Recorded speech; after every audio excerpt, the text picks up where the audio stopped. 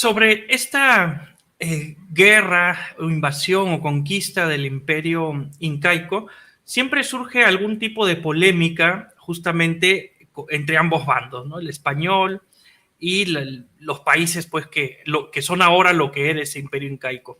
Entonces, desde el punto de vista, y no digo que sea general, pero sí de algunos españoles, puede ser, es el de que ellos hicieron un gran bien al conquistar el imperio, ¿no? Porque trajeron esa cultura, trajeron la rueda, por decir algo, se rompió con justamente un imperio que, si bien nos lo pintan de una manera en el colegio, quizás la realidad es que era un imperio esclavista, muy clasista, y que quizás no era la mejor forma de organización social vista desde la moral de hoy en día, digamos, ¿no? Entonces, ¿tú crees que esa conquista histórica al imperio incaico ha sido a favor de la historia como se han desarrollado hasta ahora los hechos? ¿Ha sido positivo, negativo? ¿Cómo lo evalúas?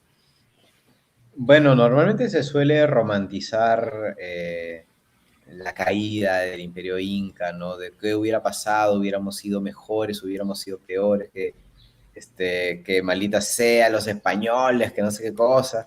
Pero si nos pusiéramos también a hablar en el mundo de los what if, y no hubieran sido los españoles los que hubieran venido, alguien más hubiera venido.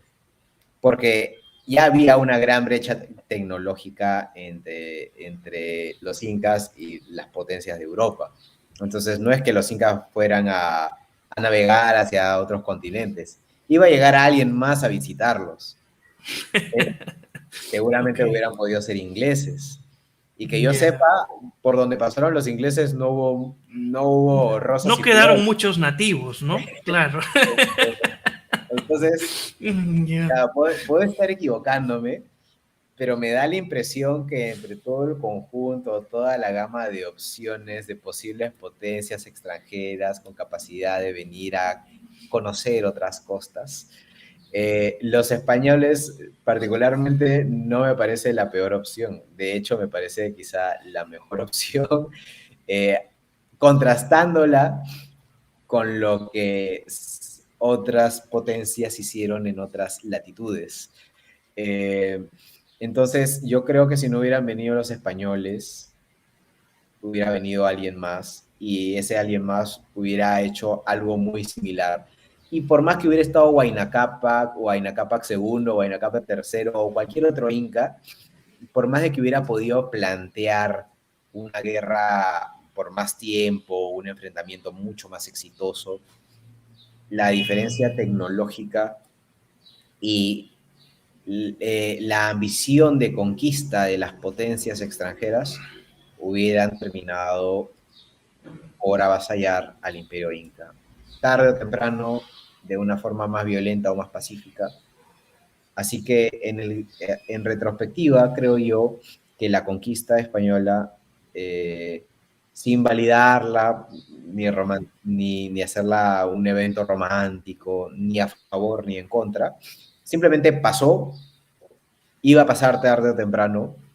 Pasó con los españoles, que dentro de todo me parece que era la opción que dentro de la gama que había respetó más, una vez dominado el imperio, fue la que respetó más las estructuras que quedaron o residuales de lo que había sido el imperio, los curacazgos, la estructura social, me parece que fue mucho más permisiva, no o bueno, más tolerante con las creencias propias, religiosas de la gente. No fue seguramente rosas, ni mucho menos, pero no me parece terrible. O sea, me parece que como suceso histórico, inevitable, creo yo, eh, al final lo que quedó en el Perú fue una mezcla de cultura española con idiosincrasia inca, y nosotros somos una mezcla de eso, ¿no? En mayor o menor medida de uno o de otro. Eh, pero no creo, pues, que no le veo otra resolución histórica a eso. O sea, hubiera tenido que pasar tarde o temprano que vinieran a conquistar a los incas. no veo escenario en el que ocurriera lo contrario. Y como dices, hasta nos hubiera ido peor bajo otro escenario, ¿no? Creo que asumiendo el hecho de que tarde o temprano iban a conquistar estas latitudes de América, la sacamos barata. Sí, ¿no? Hay algo que no a un historiador, a un filósofo, creo español, le escuché decir, bueno, es que nosotros los españoles no hemos tenido colonias, ¿no? Como dicen, teníamos virreinatos, ¿no? Que eran ciudades españolas, ¿no? Como comentaste al inicio, probablemente desde el punto de vista español, ¿no? La lucha de independencia, como nosotros la vemos, para ellos podría haber sido una guerra civil, ¿no? Porque incluso la corona financiaba, ¿no? Y trataba como a un virreinato, como una ciudad española más, digamos, aquí, ¿no? Sus virreinatos en Latinoamérica, ¿no? Sí, de hecho, yo creo, o sea, entre 1600, 1500, 1600, probablemente 1700, nosotros éramos considerados prácticamente como, o sea, los ciudadanos, no yo, o tú, los ciudadanos que ocupaban estas latitudes, o sea, no eran percibidos tanto como colonias, sino como dominios ultramarinos, o sea, parte de una sola unidad imperial. Creo yo que las rupturas de ese sentimiento comienzan a darse con lo que llamamos usualmente las reformas borbónicas, ¿no? Que es ese intento de este nuevo linaje de reyes borbones, de ejercer mayor control sobre estos territorios, en general sus territorios ultramarinos, para beneficio de la metrópoli, ¿no? Entonces, creo que ahí comienzan a darse una serie de medidas que terminan un poco alienando o enfrentando a la población criolla de acá, que era la que tenía aspiraciones de una vida, de una mejor calidad de vida o de atentar a mejores puestos dentro del imperio. Entonces, en la ambición de la metrópoli de tratar de ejercer mayor control en estas latitudes, es que comienzan a aparecer también las primeras intentonas de tener un poco más de autonomía. Pero no hubiera sido tal el caso, porque a pesar de todos los problemas que los reyes borbones podían estar ocasionando con sus medidas cada vez más controladoras sobre estos territorios, no hubiera sido posible que ocurriera la emancipación, en mi punto de vista, si no hubiera sido por Napoleón. Porque si Napoleón no se hubiera cansado de la monarquía española y no hubiera decidido invadir España y en el proceso descabezar a la monarquía, bueno, al imperio, que no hubiera surgido en los pueblos de estas latitudes el no reconocimiento de ese gobierno autoimpuesto por Napoleón allá en Europa, y al no reconocer esa figura y verse, bueno, entonces si no tenemos rey, si ya Fernando VII ya está ahorita, no está ejerciendo el control, entonces nosotros no le debemos ningún tipo de lealtad al rey impuesto por Napoleón. Eso significa que en ese momento nosotros nos volvemos nuestra propia nación, nuestros propios territorios, ya no hay un vínculo directo con España.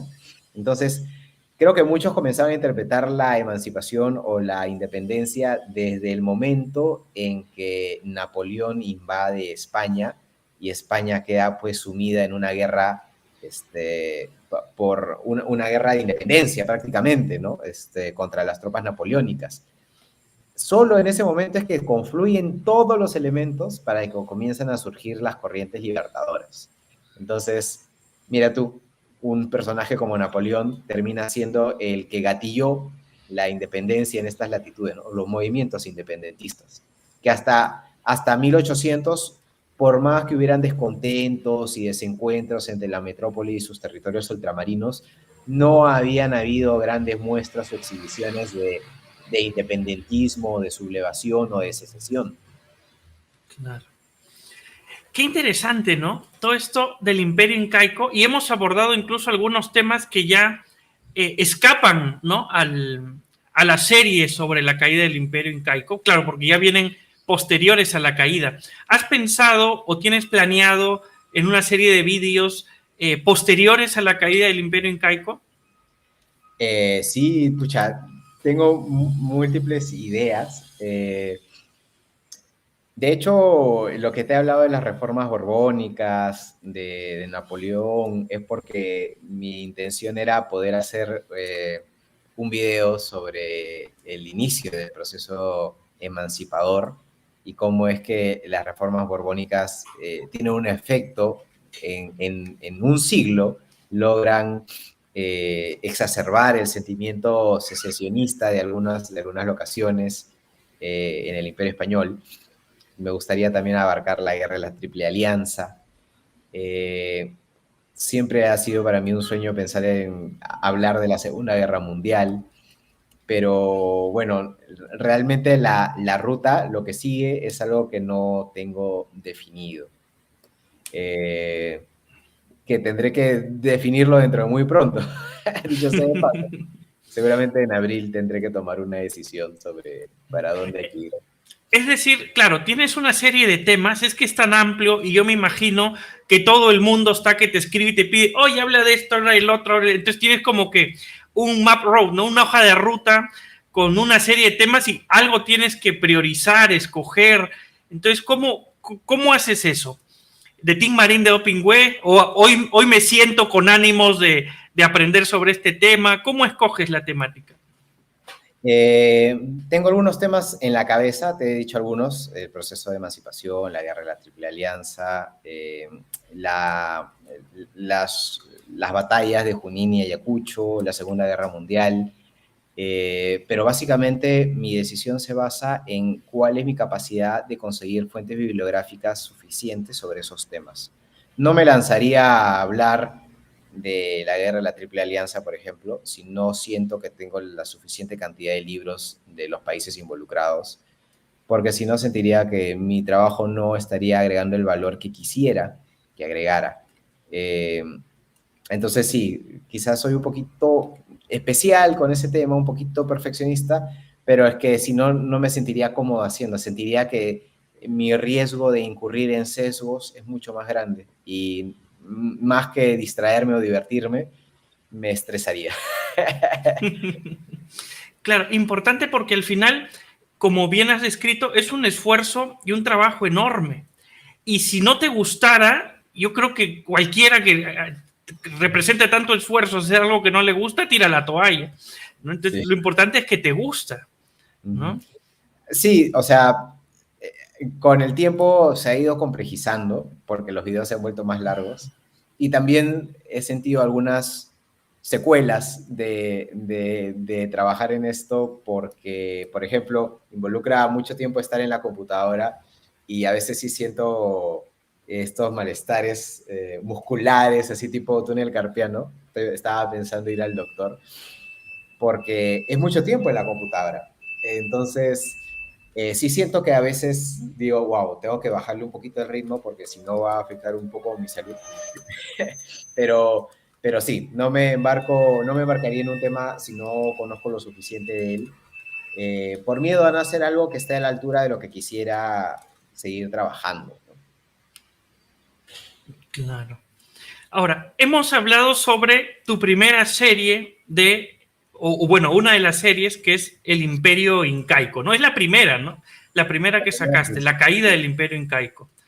Luego tienes una segunda serie que creo que además superó el éxito de la primera, ¿no? Corrígeme, bueno, también es más larga, que es sobre la Guerra del Pacífico, Uh -huh. ¿no? En, ¿Por qué ganó Chile?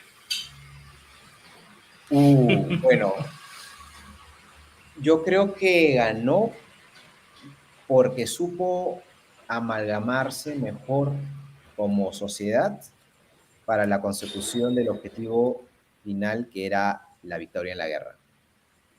En el Perú hubo mucha división Pero, bueno, pero no solo eso, sino también por un tema comercial muy básico. Tenía una estrategia. O sea, realmente sus mandos, aparte de ser muy competentes, tenían una estrategia clara. Si te das cuenta, Perú y Bolivia siempre permanecieron a la defensiva esperando a que viniera el enemigo. Chile siempre fue a buscarlos. Y, y precisamente en esa necesidad de tener que ir a buscarlos, es que tenía que ponerse serio con la planeación de lo que iba a hacer. Tenía que tener todos los elementos necesarios para que esa búsqueda no se transformara en una catástrofe. Y eso es algo que diferenció mucho al bando aliado del chileno. Y una de las cosas que más me asombra es la cantidad de mulas que se empleaban. 2.000, 3.000 mulas, cosas que eran inimaginables para el bando aliado. No tenían nada, ni siquiera llegaban a 500 probablemente. Realmente el ejército aliado basaba su logística o externalizaba su logística en mujeres, en las rabonas. Entonces, no quiero con eso desmerecer el rol que ellas fungieron durante el desarrollo de la guerra, pero si buena parte de tu aparato logístico lo tienes que externalizar en un cuerpo no formal de tu, de tu esquema de actuación, te da una idea de que algo le falta a tu ejército, ¿no? O sea, realmente tienes la autonomía que necesitas para moverte. ¿Por qué necesitas externalizar la provisión de alimentos de las tropas en las mujeres? ¿No eres capaz tú de dotarlos de ellas de alimento y calzado suficiente? Y la verdad de las cosas es que muchas veces los recursos eran insuficientes. Y a la hora de la hora, ¿de qué te sirve tener un número superior de soldados si no eres capaz de movilizarlos, vestirlos, alimentarlos de manera suficiente? Entonces, el primer éxito inicial de Chile en la guerra sienta el destino de la guerra, porque Chile pone hace un all-in en Tarapacá, logra vencer al ejército aliado que estaba estacionado ahí, que prácticamente en lugar de decir estaba estacionado, podríamos decir que estaba aislado, porque ya no recibe después de ello refuerzos o ni logísticos ni en tropas, y cuando se intenta hacer el esfuerzo de enviar tropas, ocurre una retirada, la retirada de Camarones, en el que el presidente boliviano marcha hasta la quebrada de Camarones y después se va, regresa hacia Tacna. Entonces, cuando se logra el dominio o la conquista de Tarapacá, en adición a Antofagasta, los chilenos logran hacerse con los medios que necesitan para continuar la guerra, porque ahora ya tenían las salitreras. Entonces, de ahí en adelante, tenían los medios para seguir movilizando sus tropas hacia el norte. Y cada campaña que perdió Chile lo hizo a la ofensiva, o sea, llevando el peso más grande de la campaña, lo que exigía lógicamente también asegurar la logística. Y eso es algo que ellos sí hicieron, mientras que el bando peruano me parece que siempre confió sus posibilidades a una defensa aprovechando quizá el mejor conocimiento del terreno, las mejores fortificaciones que le ofrecía una posición elevada.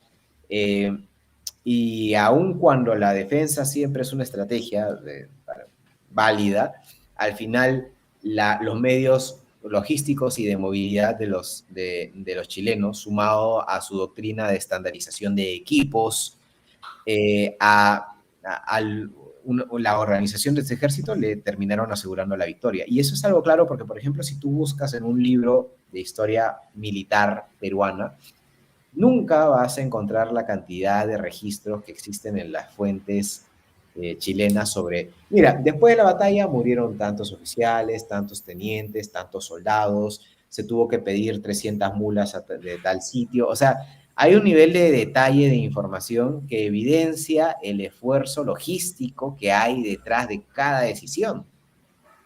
Y creo que no hay algo parecido para el bando peruano. Hay, sí, registros, pero no de la magnitud ni de la frecuencia que hay en el bando peruano, que en el bando chileno, disculpa. Entonces yo creo que buena parte de la victoria se debe a la doctrina, a la disciplina y a la preparación de los medios, no solo para luchar, sino también para moverse. Y bueno, las primeras ventajas iniciales de la guerra en la campaña naval también le brindan a Chile esa capacidad de moverse. Claro, porque una vez que ya perdimos pues a nivel marítimo, bueno, toda esa capacidad logística impresionante, justamente primero se desarrolló a nivel marítimo porque era clave.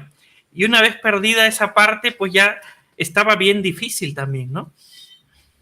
Era, claro, o sea, si no tenías el mar, ¿por dónde comerciabas? Claro, ibas a tener que contrabandear, ibas a tener que hacer incursiones, pero ya tú no estabas seguro en tus propias costas. Entonces, y eso es algo que se ve muy claro en la expedición Lynch que hace Patricio Lynch al norte del Perú. Realmente se mueven con impunidad por el territorio peruano y ya no había forma de detenerlos, ni siquiera cuando tocaban tierra. Entonces, no habían los medios para continuar una guerra a mediano o largo plazo si no tenías forma de asegurar tus costas. Ahora, todo este problema inicia entre una discrepancia entre Chile y Bolivia, ¿no? Entonces ahí estaban que se disputaban su territorio. ¿Quién tenía razón? No, no sé, si quieres ahí nos lo comentas.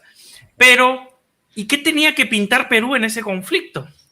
¿Por qué por qué nos comimos ese problema?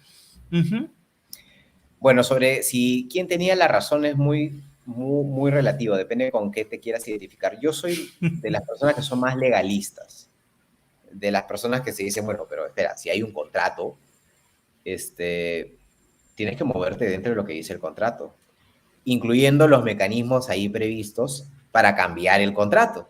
O sea, quizá por mi formación o por mi trabajo en una empresa pública, sé que no se pueden hacer las cosas al caballazo, porque si no las vas a hacer mal y te van a observar y probablemente te metan a la cárcel. Entonces, si existe un contrato que sienta cláusulas sobre el reconocimiento pecuniario de ciertos bienes y tú quieres cambiar esas cláusulas, lo puedes hacer, pero de una negociación. Entonces, el principal problema del por qué estalla la guerra está en la imposición de este impuesto adicional al quintal del salitre, ¿no? Este impuesto de 10 centavos.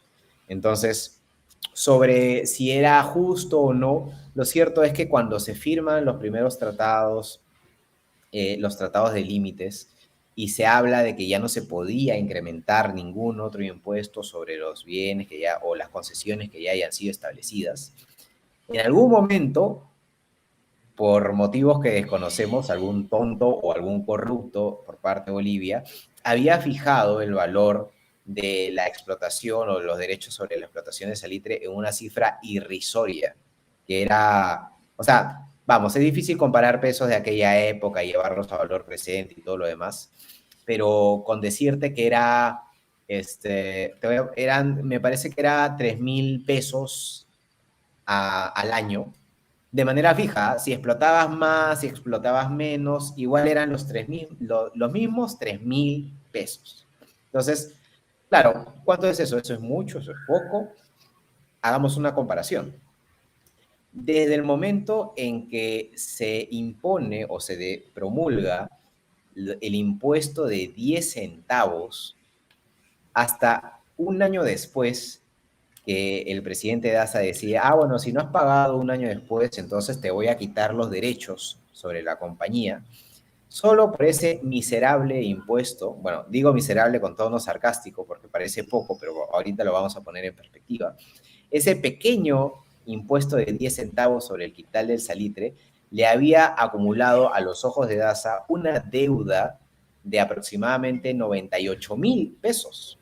Entonces, ponte a pensar, el impuesto que se había aceptado a la entrada en vigencia del Tratado de Límites de Chile y Bolivia era aproximadamente 3.000. Y solo en un año de esta pretensión de agregar un impuesto adicional de 10 centavos sobre quintal de salitre, ya habías acumulado una supuesta deuda de 98.000.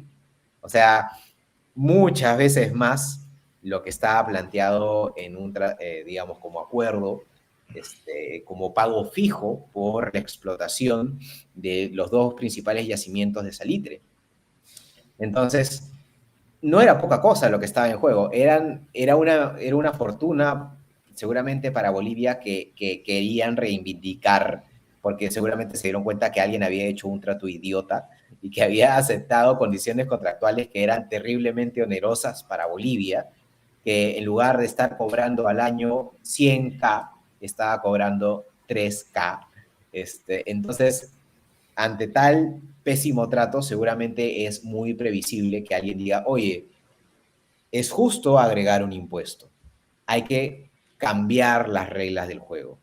Pero si tienes un contrato, entonces ese movimiento o ese cambio deberías hacerlo dentro del margen de lo que establezca el contrato.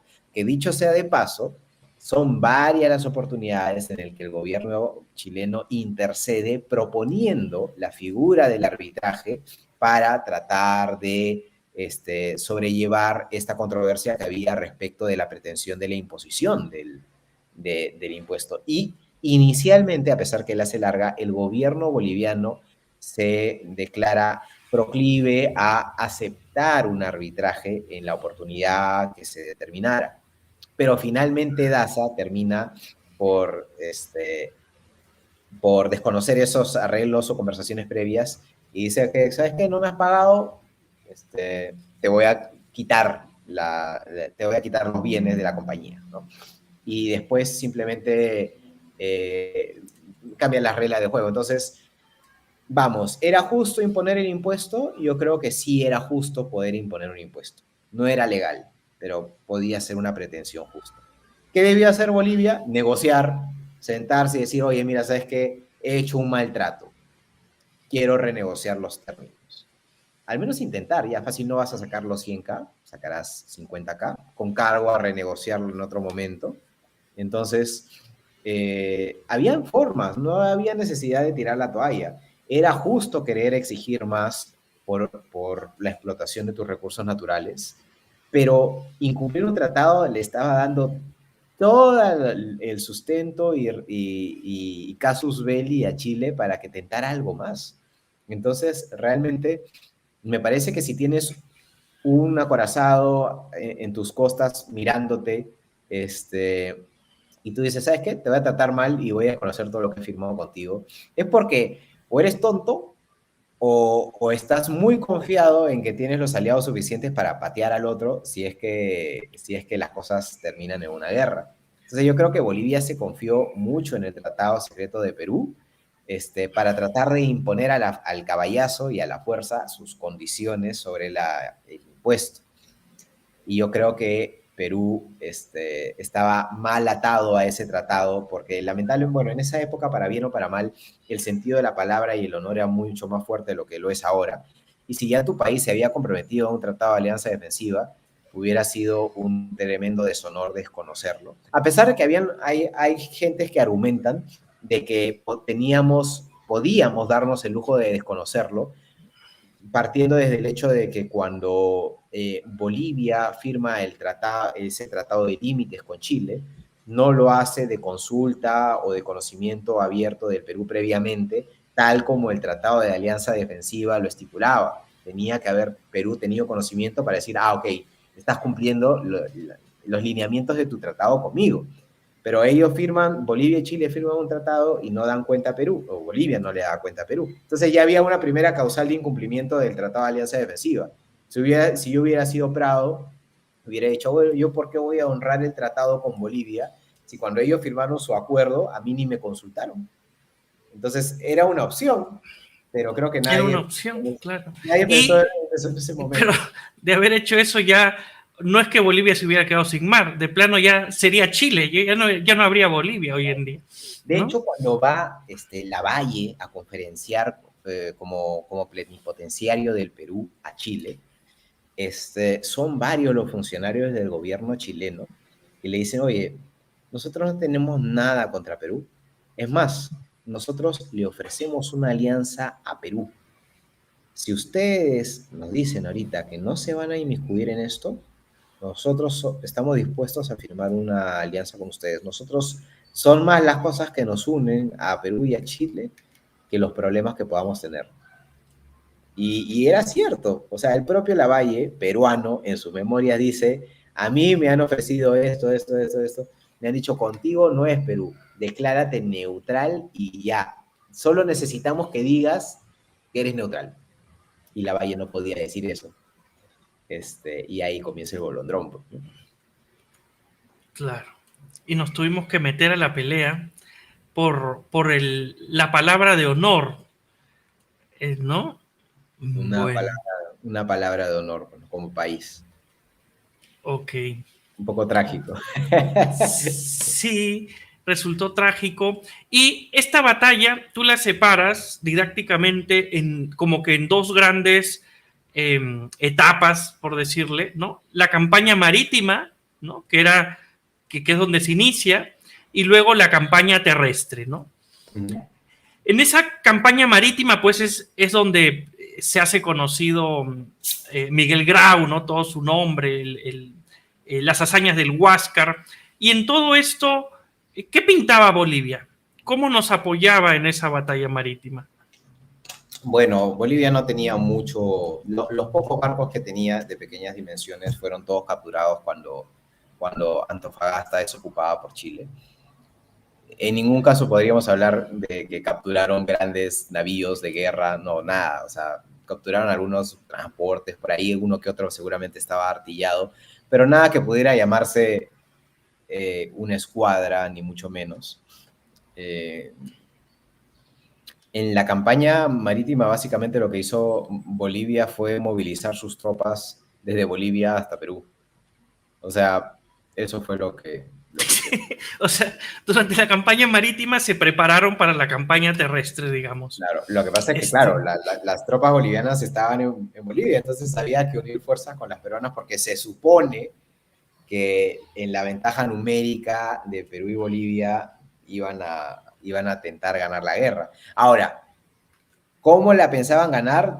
No está explicado en ningún lado, porque estaban estacionados en Tacna, en Bolivia y en Tarapacá, y creo que se habían resignado a la idea de que iban a esperar ahí a los chilenos, porque de lo que he leído no hay ni un solo plan de ofensiva contra Chile.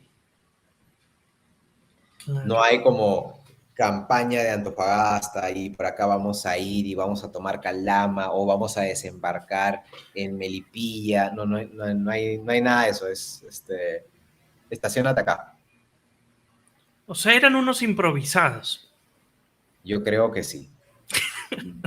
Yo creo que sí. Ok, No había un gran plan. Había quédate acá, este es tu campamento, este es el mío, esperemos. claro. Ahora, durante esta campaña marítima, pues es donde nace, digamos, ese héroe y ese título de Caballero de los Mares, que como bien mencionabas al inicio, pues es quizás el héroe más representativo o que más en la memoria llevamos la mayoría de peruanos, y no solo peruanos, ¿no? Yo creo que igual los bolivianos, los chilenos deben recordarlo o les deben contar sobre Miguel Grau en sus clases de historia. ¿Por qué se gana ese título de Caballero de los Mares, Miguel Grau? Bueno, o sea, el título como tal es por el rescate de los marineros chilenos, los náufragos de la Esmeralda durante el combate de Iquique, en el que el Huáscar, después de 13 polonazos, hunde a la Esmeralda y de los 200 tantos hombres que integraban su tripulación, solo aproximadamente 60 logran salvarse. Después de Espolonazo es cuando choca su barco. Claro, el Huáscar tenía en su proa, bueno, al ser un barco blindado, su proa estaba diseñada para poder embestir a otros barcos como forma o arma alternativa para enfrentarse. Entonces,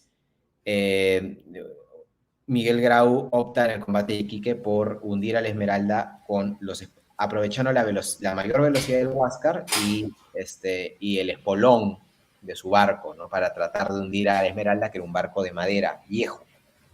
Entonces, al final, después de 13 espolonazos, el Huáscar logra su cometido y de los pocos náufragos que quedaban aún en la Esmeralda, Miguel Grau da la orden de bajar los barcos y rescatar a esos marineros. Entonces, esa consideración para con el enemigo derrotado es lo que le da a Grau el nombre o el apelativo de Caballero de los Mares, a pesar de que en sus campañas también tiene otros actos que podrían también asemejar algo de caballerosidad. Por ejemplo, como ya hemos hablado, Arturo Prat muere tratando de abordar el Huáscar. Hay versiones que desde que le tiraron un cuchillo en la cabeza hasta que le dispararon en la frente, pero la cosa es que él muere en el Huáscar. Su cuerpo es desembarcado y eventualmente Miguel Grau le escribe una carta a la viuda de Prat y le alcanzan las pertenencias de Prat, ¿no? Entonces, ese gesto, esa carta que le envía a ella junto con sus pertenencias, no deja de ser un acto de caballerosidad, porque si bien es cierto, Miguel Grau sabía quién era Prat, tenía familiares incluso que trabajaban o bueno, peleaban en la escuadra chilena. Entonces, yo creo que Miguel Grau no veía a los chilenos como un enemigo, sino como los veía lamentablemente como un enemigo coyuntural, pero no quería estar ahí seguramente. Él había luchado también junto a los chilenos en el combate adaptado contra las fuerzas españolas. Yo creo que él asumió la guerra porque es el rol que tuvo que asumir, pero no necesariamente estaba contento con que las cosas se estuvieran desarrollando de la forma como se desarrollaron. Entonces, él creo que se gana el principal motivo por el que se gana ese apelativo es por su acción en el rescate de los náufragos de la Esmeralda y también por la carta que le escribe a la viuda de Prat. Y se puede ser un buen contraalmirante si no ves a tus enemigos como enemigos en una guerra, ¿no? Describes otra hazaña también cuando están frente a una costa de una ciudad chilena, ¿no? Donde decide no atacar para no causar daños a equipos o a navíos civiles, digamos, ¿no? Una cosa así me pareció entender. He visto muchos chilenos que desmerecen las acciones de Grau porque dicen, pero él se dedicaba a saltar, a destruir lanchas y a saltar barcos de madera. ¿Por qué no se medía con los acorazados? Y bueno, mi principal motivo es porque no era idiota, pues, ¿no? O sea, lógicamente, si tú te sabes inferior que el otro, no planteas una batalla asimétrica, sino justamente planteas una guerra asimétrica, en donde es como, por ejemplo, ¿no? Sé si a ti te gusta la Guerra de las Galaxias, Fernando. Sí, claro, me encanta. Fan.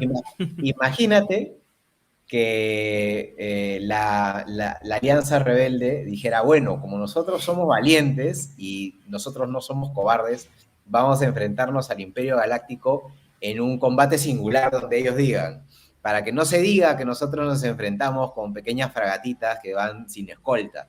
Nosotros nos vamos a enfrentar contra los superdestructores estelares y les vamos a ganar, así, con todas las de la ley, frente a frente.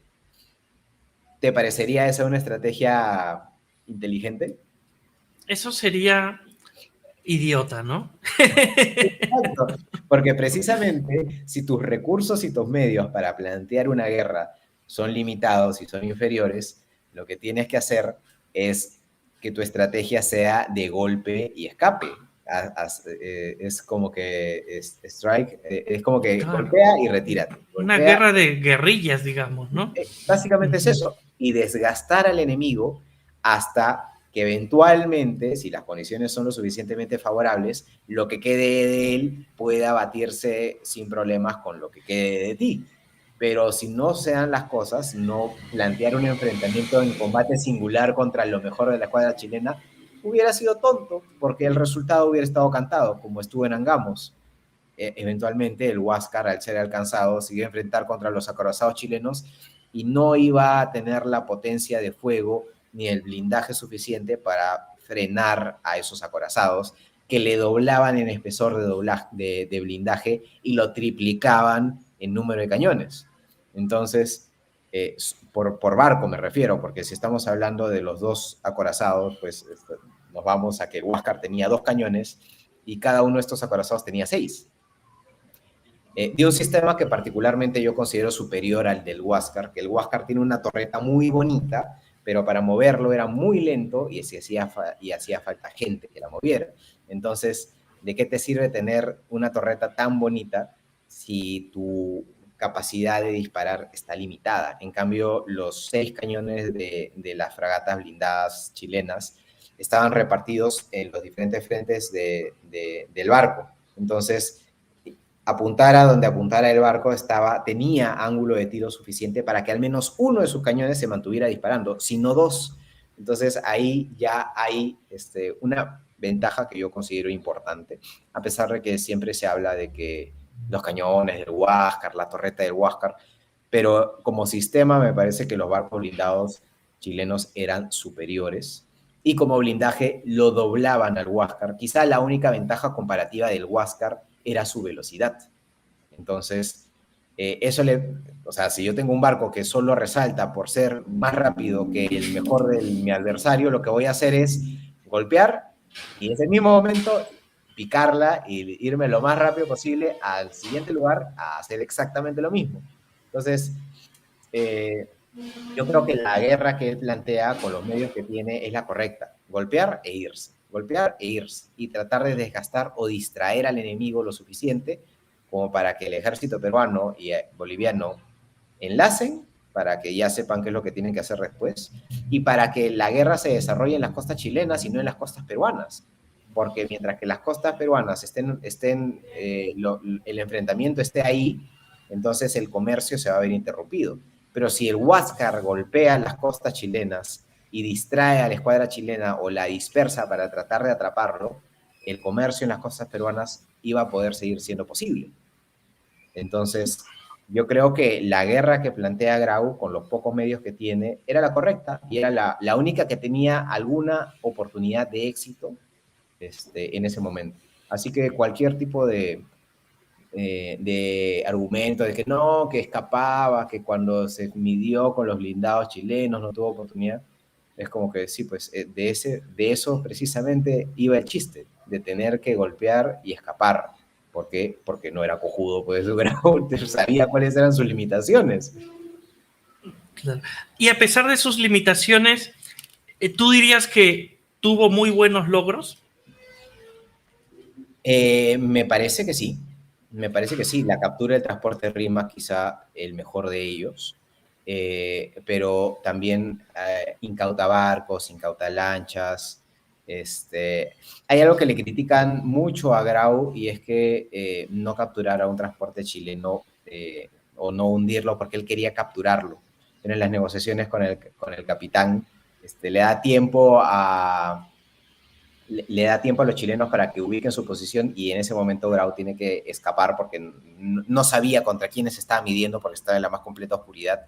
Es una cosa que recuerdo, incluso hay un muy buen libro peruano de la Marina de Guerra del Perú, es un libro muy antiguo que cuenta pues el relato de uno de los marinos que estaba, cuando están parados en la última expedición del Huáscar, cuando el Huáscar se había malogrado, y hacen un abordaje, le están intercambiando carbón, y hay un comentario de uno de los marinos que dice, sí, abordó un momento el contraalmirante Miguel Grau, y dice un comentario sobre la noche, sobre que ya estábamos regresando, y dice que ojalá que su suerte cambie para que puedan encontrarse otro buque, para que no le pase lo mismo que con el otro barco. Y alguien como que lo cochinea, ¿no? Y le dices, no, pero ahora sí lo vamos a hundir el contraalmirante. Y él como que con pica dice, lo que pasa es que yo no quería hundirlo, yo quería capturarlo, por eso perdimos tiempo. O sea, su intención era básicamente no era hacer una guerra de corso, sino básicamente capturar los barcos y llevárselos como botín para que el Perú los pudiera usar, como pasó con el Rímac.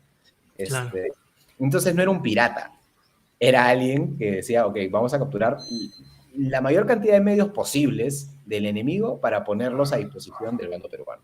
Y eso particularmente me parece una estrategia válida. Ahora, cuando está a su alcance, el Huáscar también dispara contra plantas desaladoras para negarle, por ejemplo, el agua a los soldados chilenos que estaban en Antofagasta. Entonces, tiene estas estrategias, tiene esta visión de decir, a ver, ¿le puedo disparar a Antofagasta o le puedo disparar a la planta de agua que abastece de agua a los soldados. Entonces, me parece que lógicamente no tiene ningún efecto dispararle a una población, o sea, más que un efecto psicológico, pero realmente es más valioso negarle el agua a los soldados y desmoralizarlos en el proceso que generar daños materiales en una población.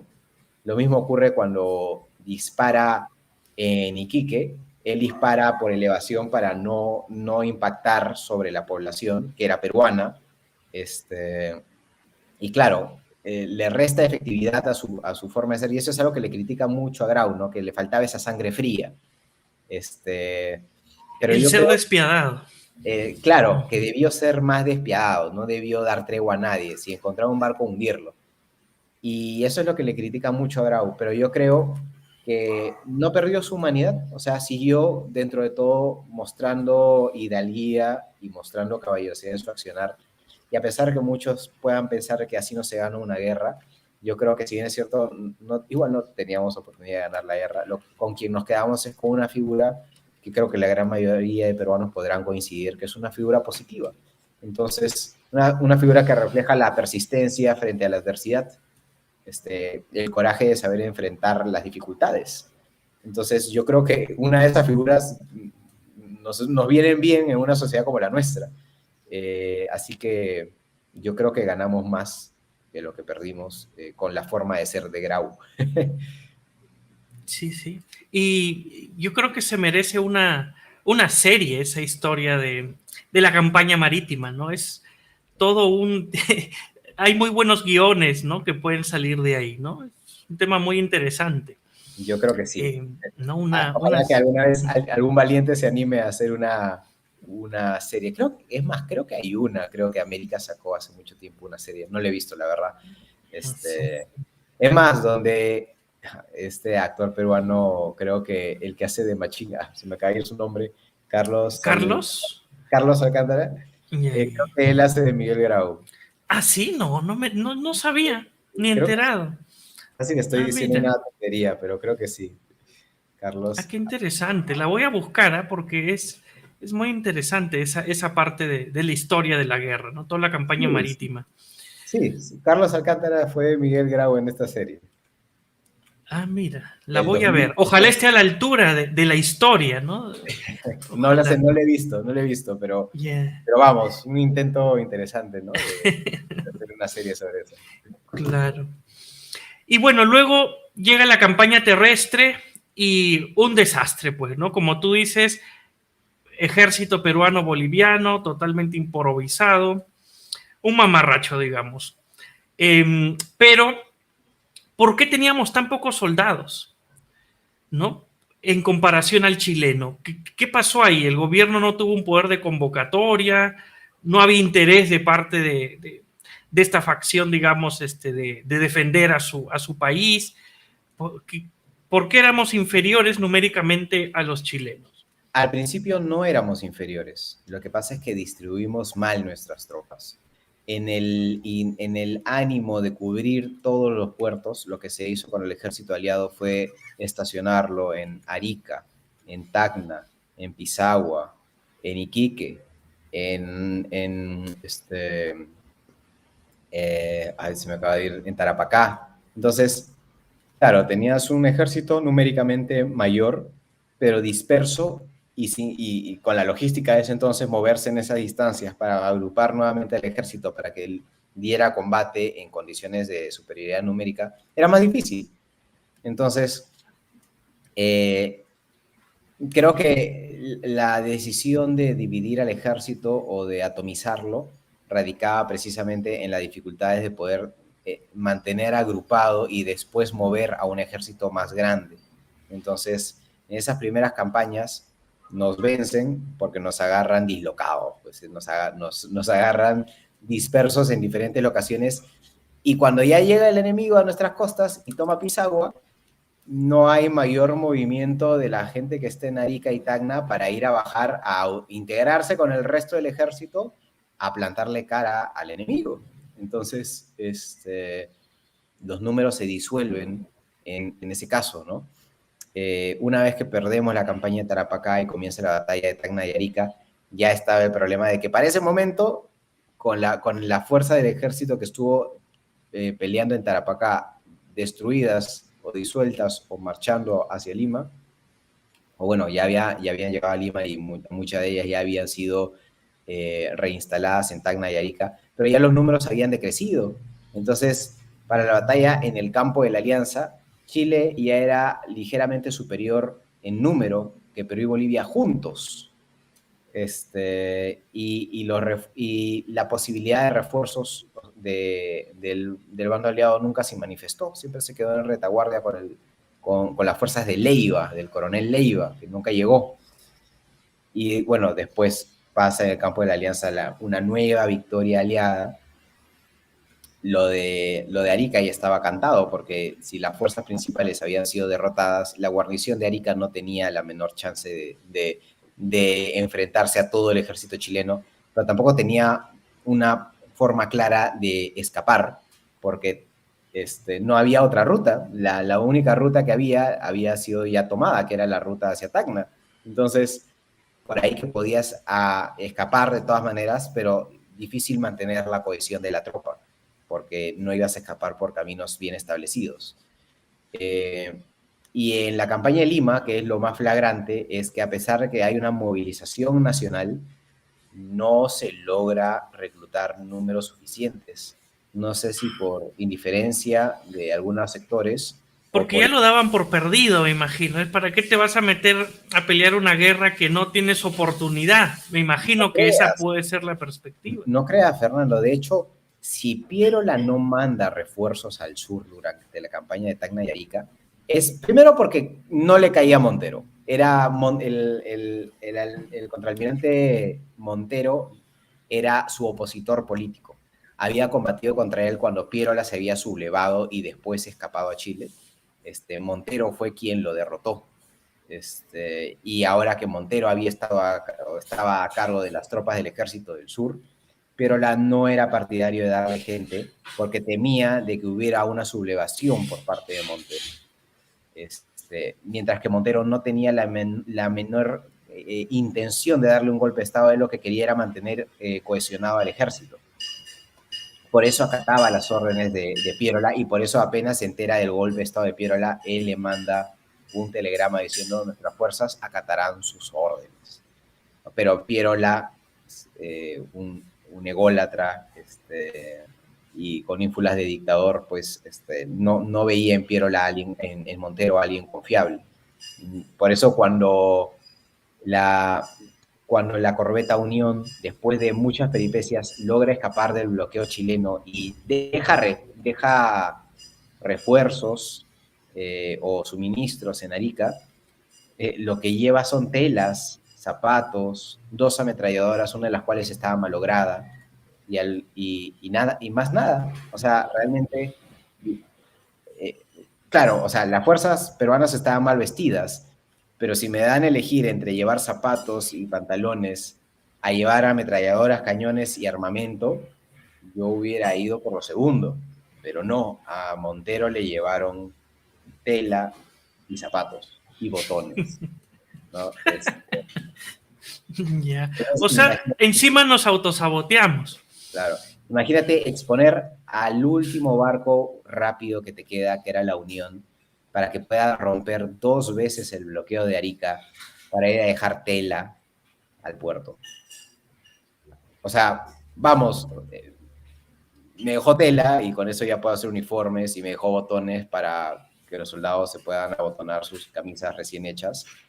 Pero me hubiera servido un poquito más que me hubieras traído, no sé, balas de cañón, fusiles, minas, algo, dinamita, no sé, cualquier cosa. Claro. Es irrisorio, ¿no? Pero, entre otras cosas, si bien es cierto, Pierola no le daba a Montero los refuerzos por este celo que había contra él, también era porque Pierola pensaba que la batalla final iba a ser en Lima y que distraer cualquier otro tipo de recursos en el sur era un desperdicio. Entonces, Pierola estaba completamente confiado en que si íbamos a ganar la guerra, iba a ser en Lima. se equivocó tremendamente, pero sus planes estaban en hacer que el enemigo viniera a Lima y en Lima derrotarlo. Era dar un golpe de mano a la guerra, ¿no? Pero no salió como él pensaba. En parte porque él no era estratega ni tenía profesión castrense, era un improvisado. Pero es Pero, que, a ver, yo tampoco sé de guerra, ¿no? Bueno, he jugado Age of Empire, pero no se me ocurriría pensar que voy a ganar la guerra si la traigo a mi capital. O sea, me parece un poco insensato, ¿no? ¿qué habrá pensado Pierola? Quizá habrá pensado de que podía artillar algunas líneas de aproximación lo suficiente y al tener pues los medios logísticos tan próximos, quizá y tuviera más chance. Difícil saber qué es lo que pasaba por su mente, porque muchas fuentes dicen que cada vez que sus generales o sus ayudantes le decían, excelencia, los chilenos no van a venir por el norte, van a venir por el sur. Pierola solo decía que él tenía sus planes y sus informaciones, ¿no? Entonces, no se dejaba asesorar. Dime, ¿cómo acaba esta guerra? Bueno, tú sabes que después de la campaña de Lima, sigue la guerra hasta el 83, siendo principalmente sostenida por Cáceres en diferentes puntos de la sierra del país. Viene la batalla de Huamachuco, que la perdemos, entre otras cosas, por escasez de medios y también porque fuerzas peruanas contrarias a Cáceres habían informado a los chilenos de las posiciones y las limitaciones de los peruanos para la batalla de Huamachuco. Pero habían dos bandos principales o dos posiciones principales en el Perú para ese momento. Por un lado estaba Cáceres, que sostenía de que debíamos seguir luchando, que había formas de seguir reuniendo medios hasta votar a los chilenos. Y por el otro lado tenías personalidades como Miguel Iglesias, que luchó bravamente en el Morro Solar, vio a su hijo morir en el Morro, es capturado y después usado por los chilenos como emisario, después se retira. Él da una proclama, lo que se llama un grito, en la que básicamente, o sea, long story short, lo que él intenta decir es que no hay, la única forma de salvar al Perú es a través de aceptar que hemos sido derrotados para que Chile pueda dejar nuestras costas y podamos reconstruir lo que queda del país. ¿Qué posición es la que comparte cada uno? Normalmente uno es más partidario de Cáceres y considera a Iglesias un traidor por haber ayudado o colaborado con los chilenos. Yo la verdad no me caso con ninguno ni con otro. Reconozco en Cáceres la valentía para seguir enfrentándose a los chilenos contra toda probabilidad, aunque también es cierto que la terquedad no necesariamente te va a augurar la victoria en la guerra. Y también reconozco en Iglesias, primero su valentía, porque él fue el último que se quedó luchando en el Morro Solar cuando ya todos los otros cuerpos de ejército habían sido derrotados y estaban en retirada. Iglesias siguió luchando hasta caer capturado y después ver a su hijo muerto, a quien saluda militarmente. Y él también casi es fusilado, y si no hubiera sido porque su jefe de Estado Mayor logra sobornar, logra convencer al jefe de pelotón que le iba a fusilar de que el general Baquedano no iba a estar contento con que se ejecutara al hermano del dictador, a su ministro de Guerra y Marina, que todos habían caído capturados. El soldado, el teniente chileno recapacita y el jefe de Estado Mayor de Miguel Iglesias le regala un reloj de oro. O sea, nadie puede decir que Miguel Iglesias era un cobarde porque él se comió la mayor parte de la batalla más grande de la guerra y la peleó bien con los medios que tenía, pero creo que también fue lo suficientemente sensato para reconocer, ya no podemos ganar. De acá en adelante podemos seguir peleando, pero lo único que vamos a hacer es generar más pérdidas al Perú. Entonces, quizá es más razonable aceptar que hemos sido vencidos, aceptar unos malos términos antes que continuar una guerra que no vamos a poder ganar. Y si a mí me dan a elegir entre una y otra, a pesar de que Cáceres es mi personaje, y a quien yo considero que también tuvo, o sea, sus muestras de hidalía y de decisión son incuestionables. Yo también creo que en ese momento hubiera dicho, hay que frenar la guerra. O sea, realmente, ¿cuántos más van a tener que morir para entender de que podemos ganar, podemos pelear, pero no podemos ganar? Entonces, creo que al final esa es la posición que se impone, ¿no? Acabemos con la guerra para que los chilenos se vayan y podamos reconstruir lo que queda del país. ¿Y pero cómo se concluye finalmente? ¿Un acuerdo de rendición? Tratado. Sí, un tratado en el que se acuerdan diferentes condiciones onerosas, pagos de reparaciones civiles, digamos, la cesión de territorios de manera permanente, en el caso de Tarapacá, y temporal, para el caso de Tacna-Arica. Y bueno, ahí viene ya todo un episodio de que viene pues el intento de chilenización de esos territorios que habían sido ocupados, una negativa de Chile por devolver esos territorios que se supone que iban a tener que ser devueltos al Perú pasado cierto tiempo. Diferentes discusiones diplomáticas que al final acaban pues con Tacna regresando al Perú, pero Arica quedándose con Chile, ¿no? Y bueno, el Perú hecho pelotas, ¿no? Después, lo más irónico de todo esto es que eventualmente Piero la regresaría a darle un golpe de estado a Cáceres. O sea, de todo, lo más irónico es que un personaje tan particularmente nefasto como Pierola termina encontrando en la población peruana el mismo soporte para hacerle un golpe de estado al presidente Andrés Avelino Cáceres, derrocarlo y él asumiendo el poder nuevamente. Y ahí regresamos a un comentario inicial de esta entrevista, porque es importante aprender historia para no cometer los mismos errores. ¿Cómo puede ser que un personaje tan nefasto regrese, le haga un golpe de estado a un presidente y vuelva a ser presidente? Y encima con apoyo popular y Apoyo vituriado, popular. ¿no?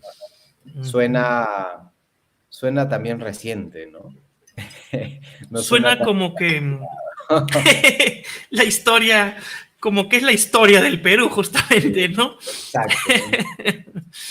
Por eso yo creo que es importante aprender historia, para en algún momento romper la cadena de estos vicios raros, por ponerlos de una forma elegante, que tenemos de caer en los mismos errores. Claro, porque uno se pone a leer esa historia o libros antiguos, ¿no? De cómo hablan sobre la sociedad y esas cosas, y uno es como que un déjà vu, ok, ya todas estas preocupaciones, estos problemas, ya los han pasado, ya se han vivido, ¿no? Como que las personas no conocen, ¿no? Sí, pues. Así es, Fernando. Por eso Dime, es importante estudiar historia. ahí está. ¿Y cuál es tu héroe favorito del Perú? Del Perú, Sí. creo que me quedo con Cáceres. Antes que con Miguel Grau. Sí, creo que me quedo con Cáceres, porque como te digo, eh, creo que él vio, o sea, lamentablemente Miguel Grau tuvo que morir a los 5 meses de iniciada la guerra, pero Cáceres sobrevivió a toda la guerra, llegó a ser presidente 2 veces, no es innegable, él estuvo en las batallas más terribles, estuvo en Tarapacá, estuvo en el campo de la Alianza, estuvo en San Juan, estuvo en Miraflores, lideró la campaña de la Breña, o sea, realmente él vio la derrota tras derrota. Bueno, Tarapacá fue una victoria, aunque una victoria pírrica, pero él vio todos los reveses y los desastres que estábamos sufriendo y siguió pensando de que aún habían fuerzas para seguir peleando hasta lograr ganar. Y a pesar de que él no logró su cometido, llegó él mismo a ser presidente y pasó por él tratar de reconstruir al Perú. O sea, él vio los horrores de la guerra, vio el fracaso del Perú y después de eso, después de perder la guerra, decidió él ser presidente para tratar de reconstruir al país. Independientemente del éxito que hubiera tenido, o sea, ese nivel de compromiso me parece que lo hace mi personaje favorito. Claro.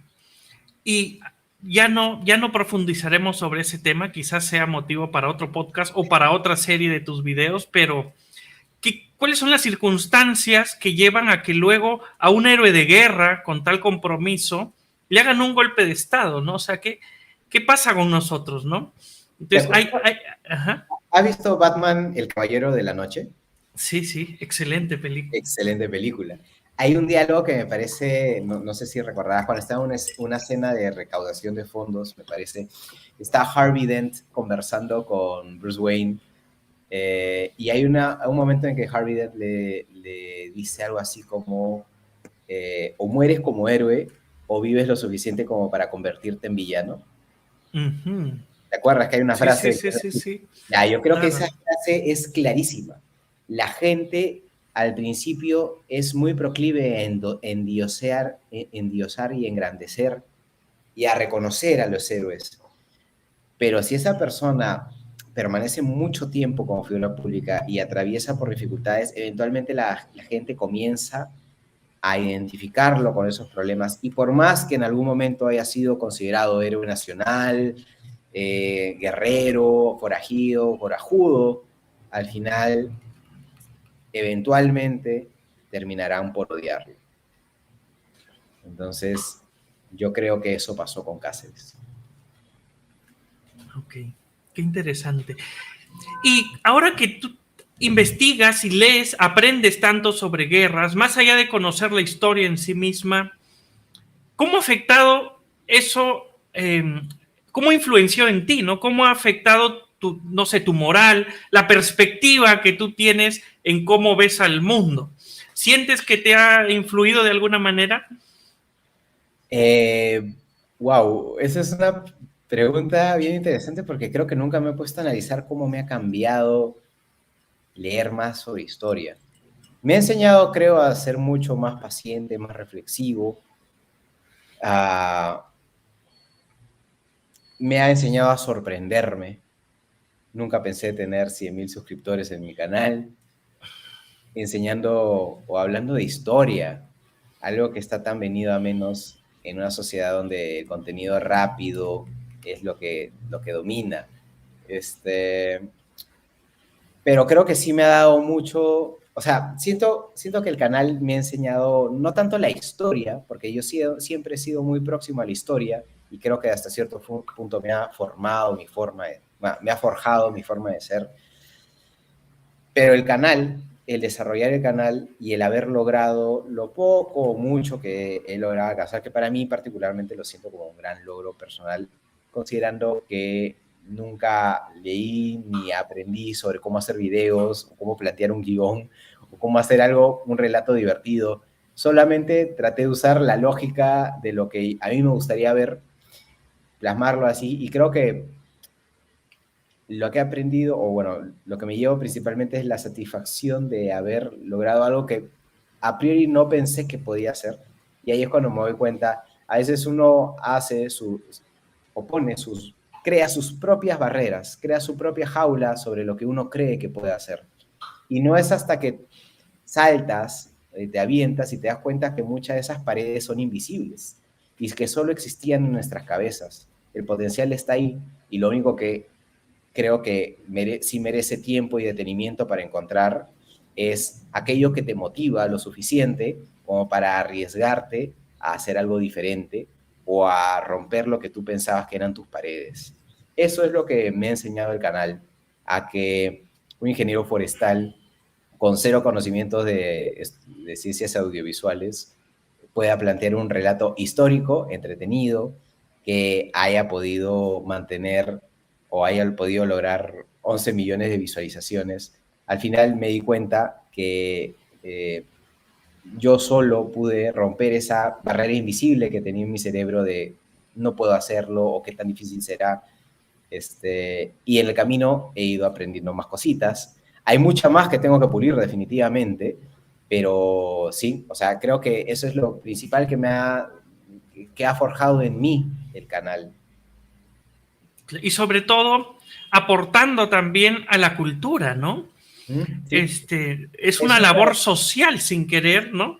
Sí, Sí, sí, sí. sí, es bonito cuando te dicen, oye, en el colegio de mi hijo o de mi hija están pasando tus videos. Yo feliz, pues, porque eso significa que más personas validan y reconocen lo que un pata con cero conocimientos de historiografía, que no es historiador, mejor dicho, ceros estudios en historiografía, en historia, en historiografía, tiene. O sea, que una persona con buenas intenciones, con ganas, puede llegar a ser, sin tener el diploma, puede ser igualmente valioso y en este caso algo que aporta a la cultura.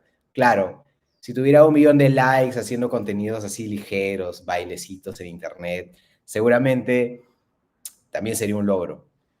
Pero a lograr enseñar historia en gente de a pie, como es Silvestre, que no estudia historia, no consume historia, pero que igual le ha atrapado el relato y le ha atrapado aprender a partir de nuestros videos, es, creo yo, también mi pequeña contribución para con mi país. Así que el día que me muera, podré irme tranquilo, entre otras cosas, porque traté de dejar un pequeño granito de arena en la gran tarea común de hacer que la gente comience a tomar mayor conciencia de su país, de su historia, y comience también a leer un poco más, ¿no?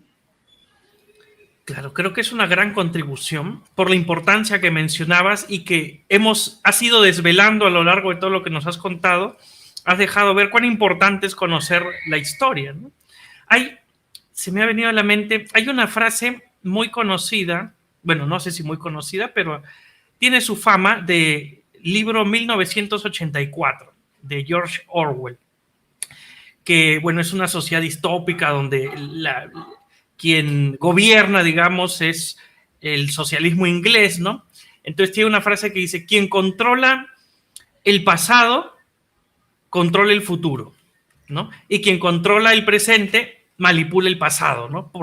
Porque se dan cuenta de la importancia que es, pues, controlar la historia para manipular, para controlar a la población. Entonces, una persona más informada, más conocedora de la historia, es alguien finalmente menos manipulable también, ¿no? Alguien que podría tomar mejores decisiones, quizás. Con mayor capacidad crítica. Uh-huh. Exactamente.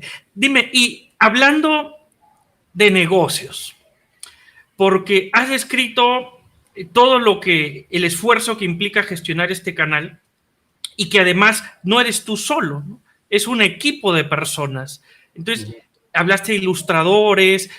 ¿Quién es el equipo que se necesita? ¿Qué perfiles son los que tienes que contratar o contar, digamos, para sacar adelante este tipo de empresa que es tener tu canal de YouTube?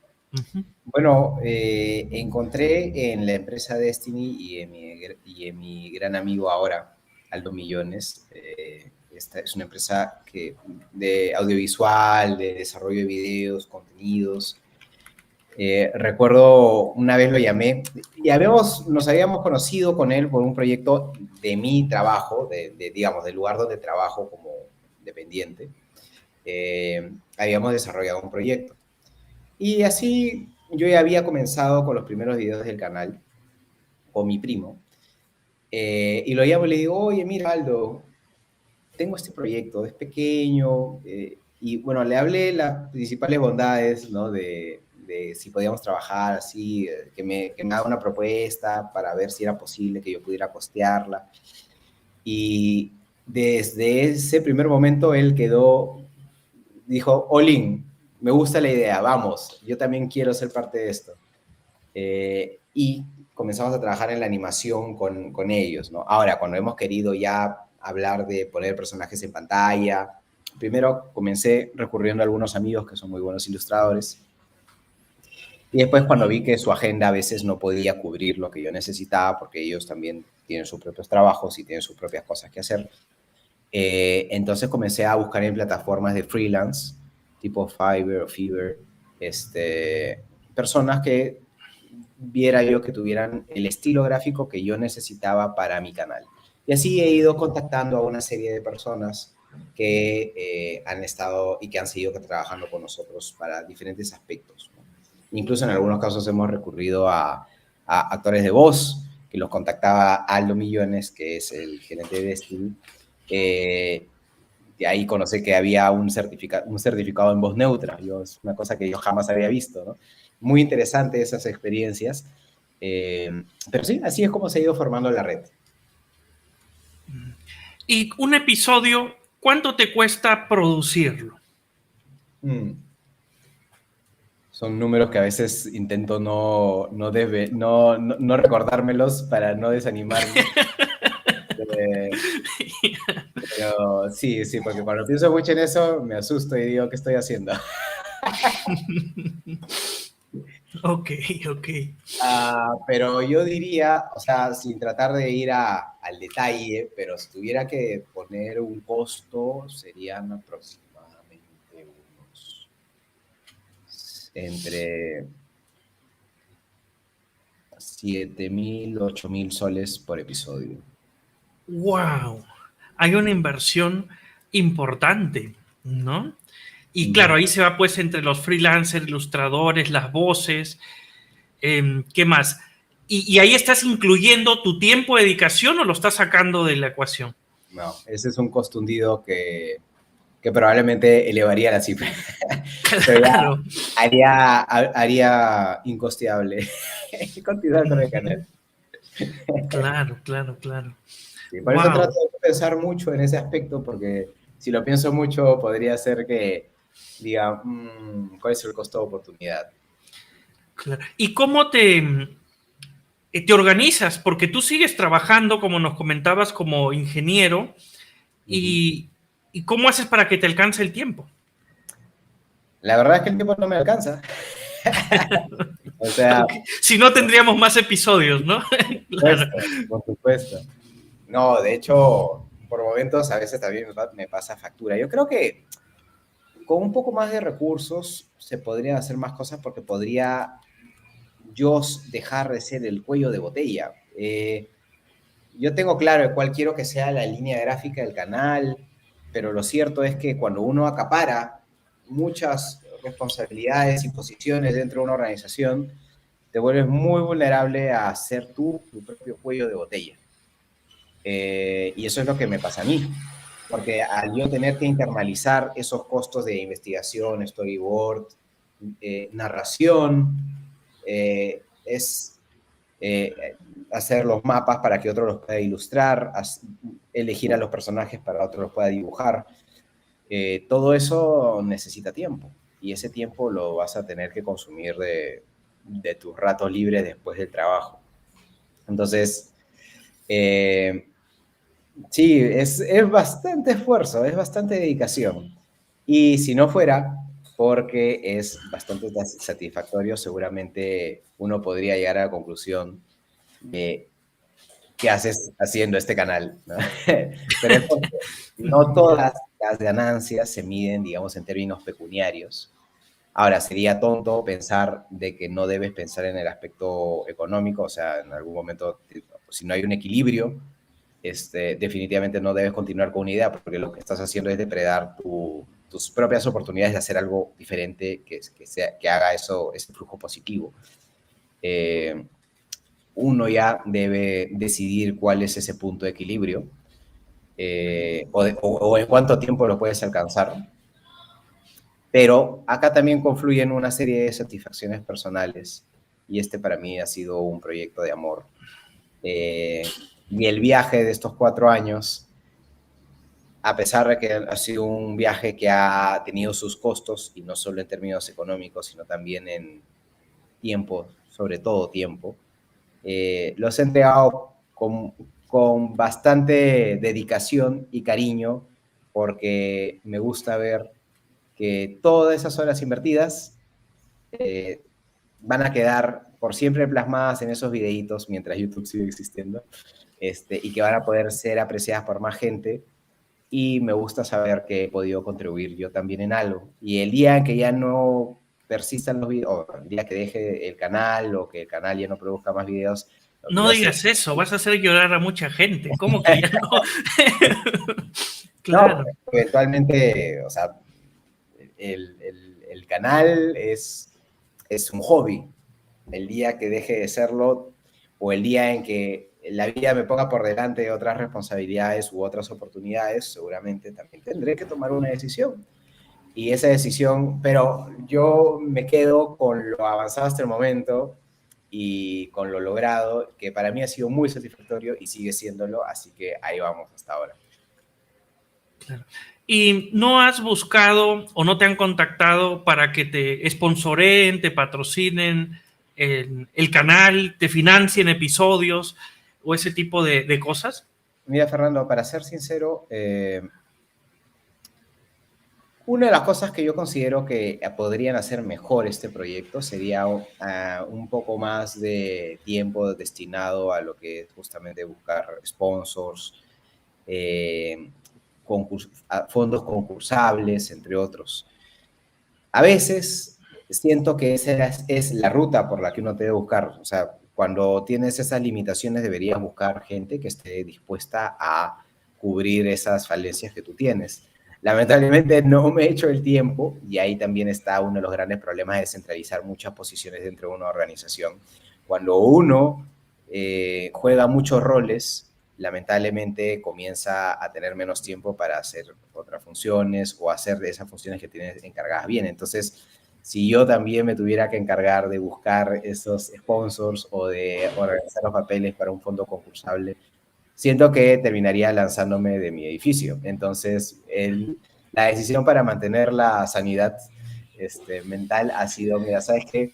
Mantengamos así por ahora hasta que las cosas puedan reestructurarse. Pero sí, es una oportunidad de mejora que la tenemos, que la tengo bien presente.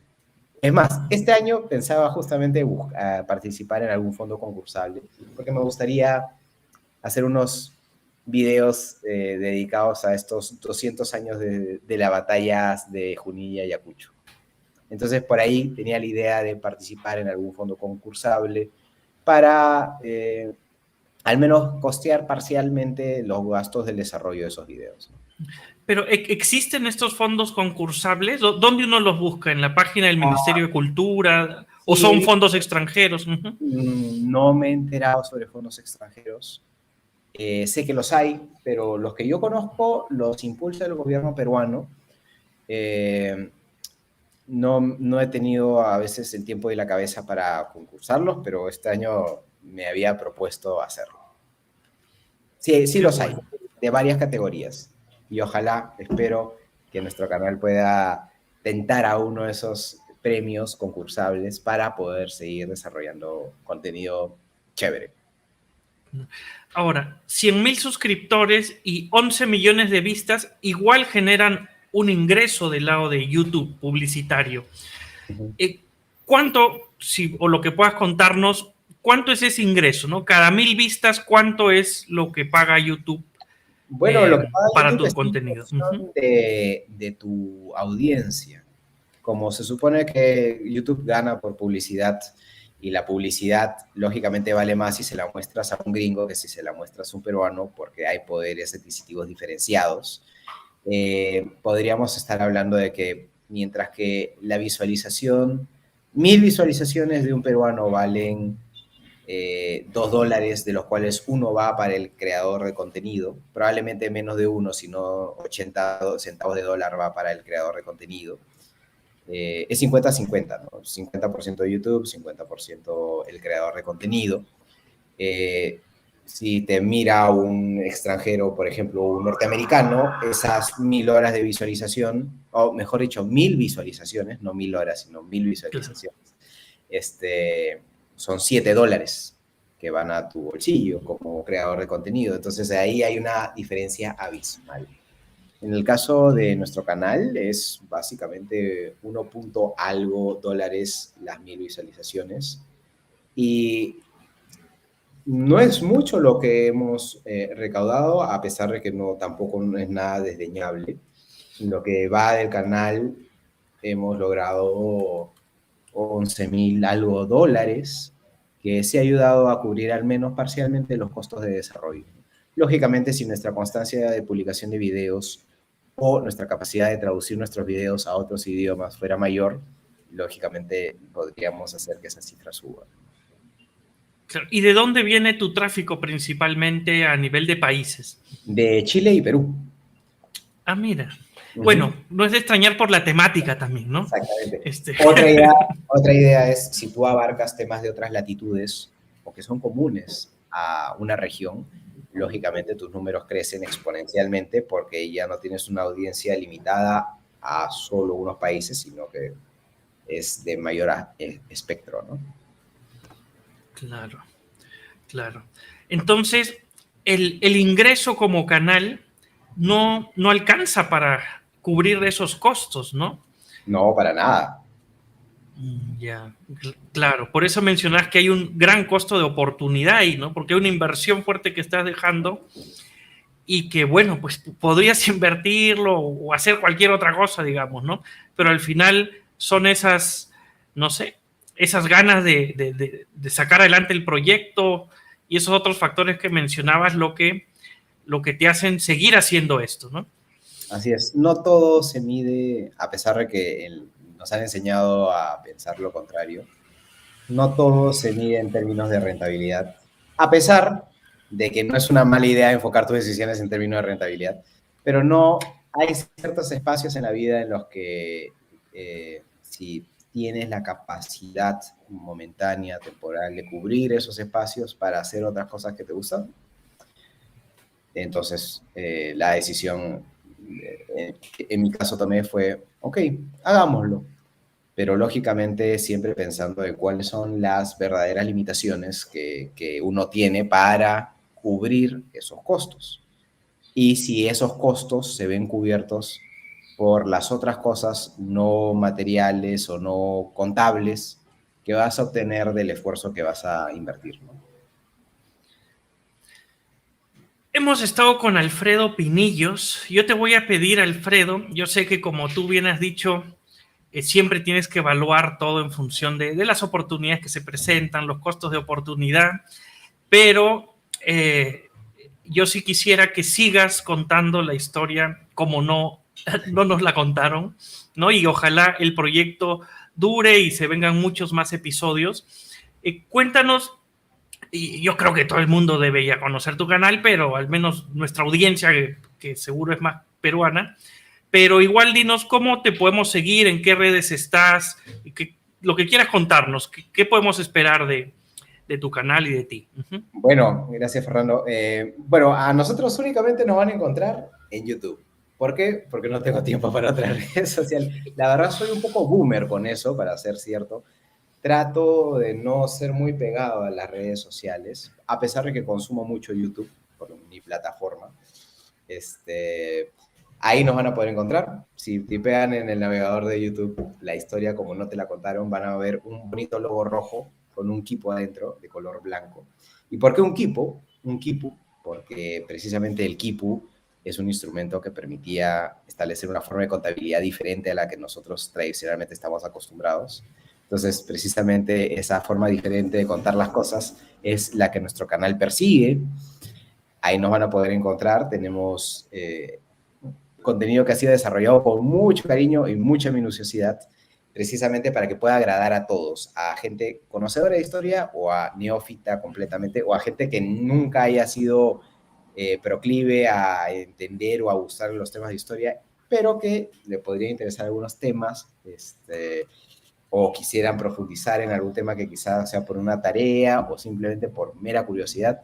ahí van a poder encontrar nuestro contenido que espero y de hecho confío van a disfrutar. Así que búsquenos en YouTube como La Historia Como No Te La Contaron. Y bueno, ahí también nos pueden dejar sus comentarios y en función de que lo revisemos también tendrán nuestra respuesta, ¿no? Y también podrían hacerse miembros de nuestro canal. Sí, por favor, háganse miembros del canal. Se necesita apoyo a la cultura, difusión a este tipo de conocimiento, de historia, que es tan importante. Patrocínenlo. Hablaste de que es muy importante para ti las fuentes fiables, ¿no? Entonces, tenemos clientes en todo el mundo. Si nos estás viendo, no sé, de España, de algún país que tenga este contenido o que tenga estas fuentes fiables, comuníquese ahí con Alfredo. Dime, si alguien quisiera comunicarse contigo, ¿cómo lo Bueno, hace? ¿Tienes un agente, un manager, un canal de contacto? no, no, nada de eso. Me pueden escribir al correo, mi correo personal que está en la página del canal. Si uno entra a la página del canal, hay una cosita desplegable donde se ve la descripción del canal y abajo mi correo personal de Gmail, donde estaré encantado de poder responderles la función de que tenga tiempo para hacerlo, pero siempre trato de hacerme un tiempo. Pero sí, esa es la forma en la que me pueden contactar. Es mi correo electrónico de Gmail. No hay otro intermediario. Bien, un abrazo, Alfredo. Gracias por estas 3 horas que nos has brindado compartiendo todo ese conocimiento y toda esa experiencia. Y nada, éxitos en tus proyectos. Gracias, Fernando. Igual éxitos a ti. Me parece, bueno, ha sido estupendo conversar. La verdad, el tiempo, 2 horas 58 minutos, ha sido bastante más rápido de lo que lo he percibido. Así que, bueno, muchísimas gracias por entrevistarme. Todo esto salió de una cena muy productiva en la que tuvimos una charla chévere y bueno, ahora se ha dado la oportunidad de poder conversar ya en este espacio. Te agradezco nuevamente la invitación y espero también seguir viendo más entrevistas por tu canal de Anemo, así que tengas un bonito fin de semana y a todos los que nos están viendo también de igual forma un bonito fin de semana. Y estamos viéndonos en Anemo y en La Historia Como No Te La Contaron. Chao.